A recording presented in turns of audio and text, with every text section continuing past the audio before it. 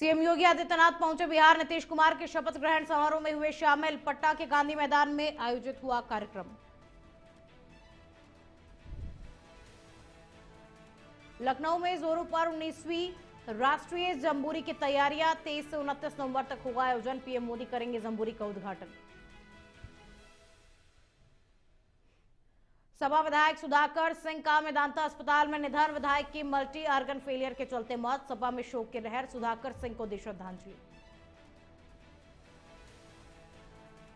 हमीरपुर में पड़ोसी ने धारदार हथियार से की बुजुर्ग महिला की हत्या। घटना के बाद में इलाके में दहशत फैली। ग्रामीणों ने पुलिस को सूचना दी।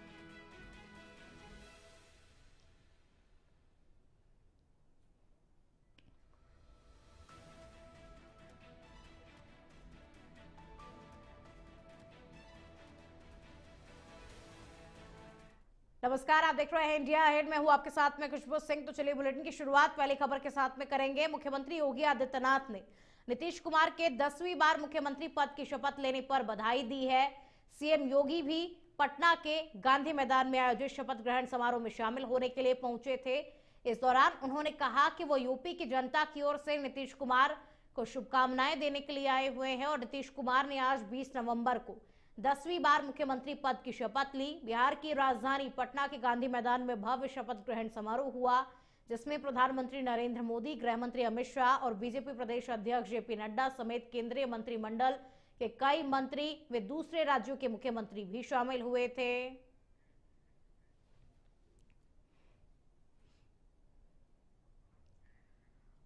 और आप खबर मथुरा के वृंदावन कोतवाली क्षेत्र से है, जहां 1 वर्ष से लापता साध्वी चंद्रमुखी की हत्या का बड़ा खुलासा हुआ है।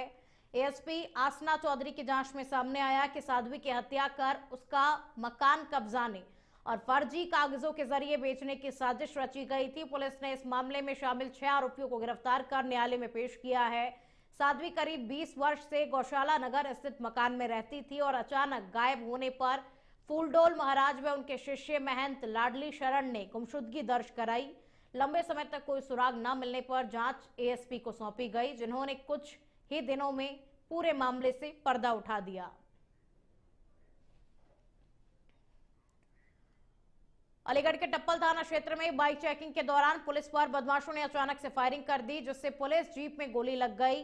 जवाबी कार्रवाई में पुलिस ने भी फायरिंग की और घेराबंदी के दौरान एक बदमाश को गिरफ्तार कर लिया, जबकि 50,000 का इनामी बदमाश शाका अंधेरे का फायदा उठाकर के फरार हो गया। पकड़े गए आरोपी के पास से अवैध तमंचा और जिंदा कारतूस बरामद हुए हैं। सीओ वरुण सिंह के अनुसार पुलिस देर रात तहरपुर बंबा के पास चेकिंग कर रही थी, तभी दोनों संदिग्ध बाइक सवारों ने ताबड़तोड़ फायरिंग शुरू कर दी। फरार इनामी बदमाश की तलाश में टीमों का गठन किया गया है और उसे जल्द गिरफ्तार करने का दावा किया गया।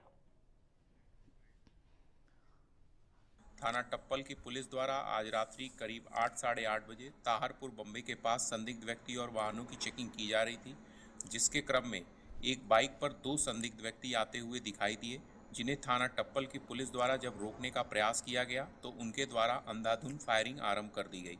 थाना टप्पल की पुलिस द्वारा भी आत्मरक्षार्थ अपने सरकारी वाहन का आड़ लेकर के फायरिंग आरंभ की गई।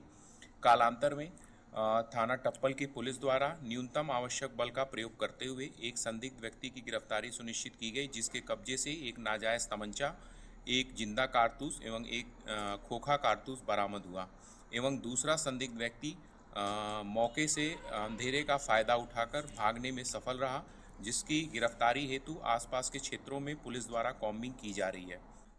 हापुड़ के थाना हाफिजपुर क्षेत्र में सोना पेट्रोल पंप के पास स्थित शराब के ठेके पर ओवर रेटिंग और अवैध बिक्री का वीडियो वायरल होने के बाद हड़कंप मच गया। वीडियो में ठेके का सेल्समैन तय रेट से ज्यादा कीमत पर शराब बेचता हुआ दिखाई दे रहा है, जिससे आबकारी विभाग की कार्यप्रणाली पर सवाल खड़े हो गए हैं। स्थानीय लोगों का आरोप है कि विभाग की मिलीभगत से ये ओवर रेटिंग का खेल लंबे समय से चल रहा है। वीडियो सामने आने के बाद अब कार्रवाई की मांग तेज हो गई है।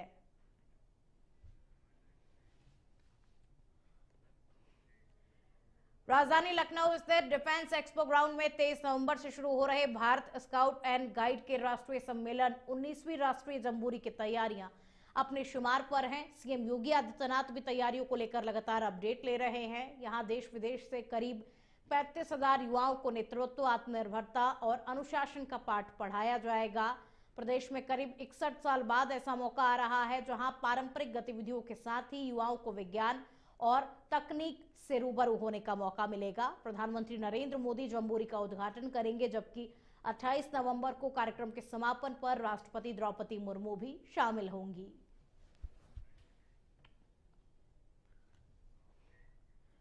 हमीरपुर के जरिया थाना क्षेत्र में 2 माह पहले घर में अकेली महिला की हुई हत्या का खुलासा न होने पर बौखर गांव के ग्रामीणों और परिजनों ने आक्रोश जताते हुए कैंडल मार्च निकाला। करीब आधा सैकड़ा लोग नारेबाजी करते हुए सरीला कस्बे पहुंचे और पुलिस से जल्द हत्याकांड का खुलासा करने की मांग की। ग्रामीणों का कहना है कि घटना के बाद कई टीमें गठित हुई थी, लेकिन अब तक जांच में कोई प्रगति नहीं हुई, जिससे परिजनों में भय और नाराजगी दोनों बढ़ गई है। 2 माह हो गए, इसलिए निकाला हमने। किस चीज़ करने आप? हत्यारों को पकड़ा जाए। कह रहे हैं कि पकड़ लेंगे 2 महीने हुए, कोई नहीं। 20 सितंबर को मेरी मां की हत्या हुई थी, उसके हत्यारे अभी तक नहीं पकड़े गए। उसी की न्याय की मांग के लिए हमने आज कैंडल मार्च निकाला है। पुलिस से और प्रशासन से यही उम्मीद है कि अब तो हमारी सुनेंगे और उन अपराधियों को पकड़ा जाएगा। देखिए, 20 सितंबर को जो बौखर में घटना हुई है वो बहुत दर्दनाक घटना है और पूजा मेरी छोटी बहन जैसी है। ये परिवार हमसे बचपन से जुड़ा है और पुलिस प्रशासन ने आज तक सिर्फ तारीखें दी हैं, कोई उस पर कार्रवाई नहीं हुई है। और हम तो ये कहेंगे सरकार में जो ये है अत्याचार है वो चरम पर है और हम लोग यही अपील करेंगे, यही सब लोग मिलकर के इसीलिए आए हैं कि इनके जो परिवार है इनको न्याय मिले। और यही हम अपील करते हैं प्रशासन से कि अपील है कि इनको न्याय दिया जाए। जालौन के कोच कोतवाली क्षेत्र के नदीगांव रोड पर केंद्रीय जीएसटी टीम झांसी ने दुकानों पर औचक छापेमारी की। GST deputy commissioner Jhansi Prabha Bhandari के नेतृत्व में लगभग 4 घंटे तक चली इस जांच के दौरान दुकानदारों में हड़कंप मच गया। कई दुकानदार टीम को देखते ही दुकान बंद करके भाग गए। छापेमारी का उद्देश्य टैक्स चोरी की जांच करना बताया गया। इस कार्रवाई से क्षेत्र में व्यापारियों और आम लोगों में चर्चा का विषय बना हुआ है।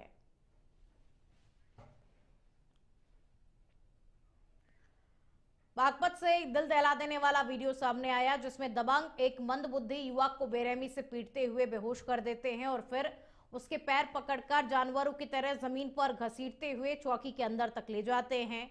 ये घटना शहर कोतवाली क्षेत्र के टटीरी कस्बे की है। युवक गौसपुर गांव का रहने वाला है, जो भटक कर टटीरी पहुंच गया, जहां मामूली कहासुनी के बाद उस पर हमला किया गया। वीडियो वायरल होने के बाद भी पुलिस की तरफ से अब तक कोई कार्रवाई नहीं हुई, जिससे लोग नाराज हैं।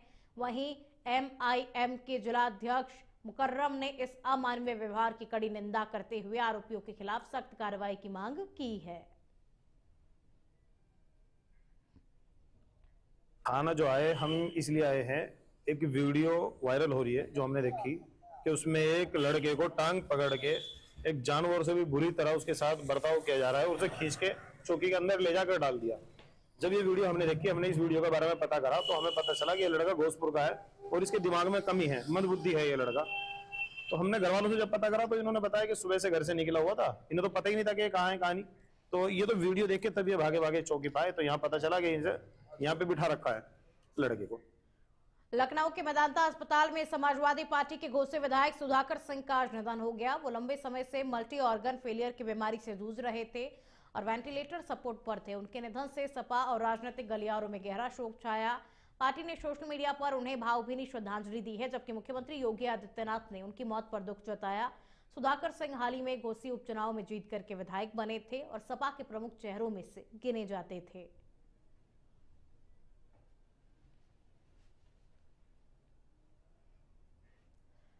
हमीरपुर से एक दिल दहला देने वाली घटना सामने आई, जहां अज्ञात कारणों के चलते धारदार हथियार से एक वृद्ध महिला की निर्मम हत्या कर दी गई। दिन दहाड़े कुल्हाड़ी से वार कर महिला को पड़ोसी युवक ने मौत के घाट उतार दिया। खून से लथपथ शव को देखकर ग्रामीणों ने पुलिस को सूचना दी। घटनास्थल पर पुलिस व फील्ड यूनिट और फॉरेंसिक टीम मौके पर पहुंची। अपर पुलिस अधीक्षक ने घटनास्थल का निरीक्षण किया। हत्या के कारणों का अभी तक पता नहीं चल पाया है। पुलिस जांच पड़ताल कर रही है। थाना मौदहा पुलिस को सूचना प्राप्त हुई कि थाना क्षेत्र के अंतर्गत ग्राम करहैया में एक महिला जिनकी उम्र 60 वर्ष है, गांव के ही धर्मेंद्र पुत्र शिवलाल खंघार, जो मानसिक रूप से कमजोर है, ने कुल्हाड़ी महिला के घर के बाहर कुल्हाड़ी से हमला कर दिया, जिसके कारण उनकी मौके पर मृत्यु हो गई। सूचना पर थाना मौदाहा पुलिस तत्काल मौके पर पहुंची। घटनास्थल पर फील्ड यूनिट, फोरेंसिक टीम द्वारा आवश्यक साक्ष्य संकलन कराया जा रहा है। आरोपी धर्मेंद्र की तलाश जारी है। प्रकरण में आगे की विधिक कार्रवाई प्रचलित है। पीलीभीत से एक चौंकाने वाला मामला सामने आया, जहां बिलसंडा क्षेत्र के रहने वाली लक्ष्मी देवी ने जिलाधिकारी को शिकायत दी है कि उनके पति अतुल कुमार ने 12 नवंबर को मुख्यमंत्री सामूहिक विवाह योजना में दूसरी शादी कर ली, जबकि 2021 में पहले ही शादी हो रखी है और एक 2.5 साल की बेटी भी है। लक्ष्मी का कहना है कि पति पत्नी के बीच विवाद पहले से ही न्यायालय में विचाराधीन है और इसके बावजूद पति ने दूसरा विवाह किया। समाज कल्याण अधिकारी ने बताया कि मामला संज्ञान में आ गया और इसकी जांच तुरंत शुरू कर दी गई है।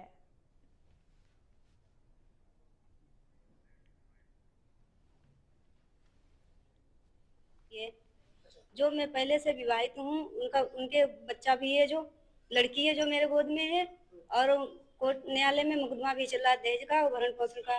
अभी कोई भरण पोषण का खर्चा नहीं मिला है मुझे। पहले कब हुई थी आपकी शादी? कब? सन 2021 में हुई थी। बच्ची 2.5 साल की हो चुकी है। पति ने दूसरी शादी कब की है? 12 तारीख को दूसरी। थाना पुलिस को बड़ी सफलता मिली है। पुलिस ने एक शातिर वाहन चोर को गिरफ्तार किया। आरोपी सोनू से चोरी की 12 बाइक बरामद की गई। जानकारी के मुताबिक चोर एनसीआर क्षेत्र से बाइक चोरी करता था। फिलहाल पुलिस आरोपी से पूछताछ करने में जुटी हुई है।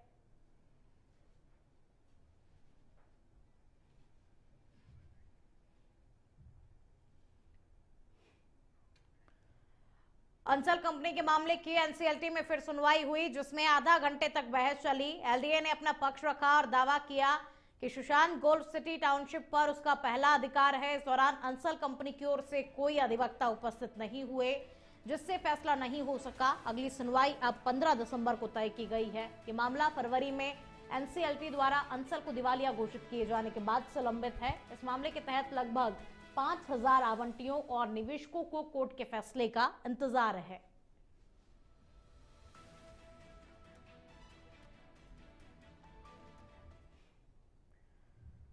और अब खबर हापुड़ से है, जहां पीलकुआ कोतवाली क्षेत्र में दबंगों ने बारात में युवक पर हमला बोल दिया। हमले में लाठी डंडों से युवक को बेरहमी से पीटा गया।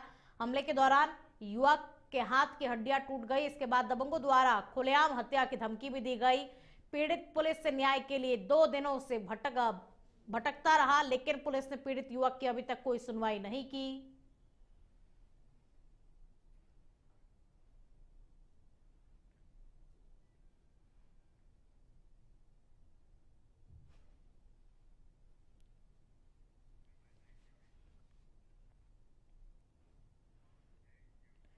बाराबंकी के जैतपुर में सीएचसी अधीक्षक डॉक्टर जगदीश कुमार ने टीम के साथ कई अस्पतालों और क्लिनिकों पर अचानक छापेमारी की, जिससे पूरे क्षेत्र में हड़कंप मच गया। सीएमओ डॉक्टर अवधेश कुमार यादव के निर्देश पर हुई इस कार्रवाई में अभी अस्पताल, Fatima hospital, Eram hospital, Max polyclinic की जांच की गई। छापेमारी के दौरान कई जगह डॉक्टर मौजूद नहीं मिले, कहीं NICU मशीनें भी बंद मिली, तो कुछ अस्पतालों ने शटर बंद कर लिए। मरीजों को जल्दी बाहर निकाल दिया। मानक विहीन स्थिति देखकर के अधीक्षक नाराज हो गए और सभी संचालकों को नोटिस जारी कर स्पष्टीकरण मांगा।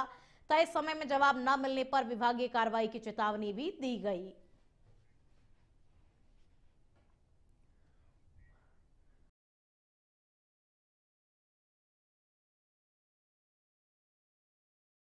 बयान दिया। उन्होंने कहा कि SIR आयोग का काम सही है, क्योंकि आयोग उन लोगों के वोट काट रहा है जिनके पास एक से अधिक वोट पाए गए हैं। और वहीं आजम खान को 7 साल की सजा दिए जाने के मामले पर विधायक ने कहा कि यह फैसला कोर्ट का है, जिसमें मामले की पूरी सुनवाई और ट्रायल के बाद जजमेंट लिया गया। उन्होंने सभी से न्यायिक फैसलों का सम्मान करने की अपील की। देखिए, ये ट्रायल हुआ है, FIR हुई, विवेचना हुई, आरोप पत्र दाखिल हुआ, अदालत ने उस पर संज्ञान लिया, संज्ञान के बाद केस कमिट हुआ, फिर ट्रायल शुरू हुआ, गवाही हुई, वादी की, गवाहों की, चीफ हुआ और फिर जरह हुई।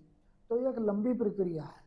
इसमें आप ये नहीं कह सकते कि अदालत ने तुरंत जेल से निकले और तुरंत सजा कर दी। और अदालत ने साक्ष्यों के आधार पर सजा हुई है, तो जब अदालत में सजा हुई है तो अब वो हाई कोर्ट जाएंगे और हाई कोर्ट से जो भी निर्णय होगा वो निचली अदालत को और सरकार को और बाकी सबको मान्य होगा वो भी। अब चूंकि सजा हुई है तो साक्ष्यों के आधार पर हुई है, इसमें मैं अदालत के और उनके बीच की बात है तो मेरा ज़्यादा बोलना किसी भी मायने में ठीक। गोरखपुर के एम्स थाना क्षेत्र के NH 28 रामपुर बुजुर्ग के पास में बुधवार तड़के करीब 3 बजे बर्थडे पार्टी से लौट रहे 5 दोस्तों की कार तेज रफ्तार में अनियंत्रित होकर के किसी वाहन से जा भिड़ी। इस भीषण टक्कर में कार का आगे का हिस्सा पूरी तरीके से क्षतिग्रस्त हो गया। हादसे में बर्थडे बॉय अमन और उसका दोस्त नीलेश दोनों की मौके पर ही मौत हो गई, जबकि दिलीप, सिद्धार्थ और अंकित गंभीर रूप से घायल हो गए। उन्हें अस्पताल ले जाया गया। स्थानीय लोगों और पुलिस ने मिलकर के रेस्क्यू किया, कार की खिड़कियां तोड़कर घायलों को बाहर निकाला। थाना प्रभारी संजय मिश्रा के अनुसार घटना की जांच सीसीटीवी फुटेज के आधार पर चल रही है और आरोपी वाहन की पहचान जल्द से कर ली जाएगी और यह हादसा तेज रफ्तार की भयावहता और उसके जानलेवा परिणाम को साबित करता है।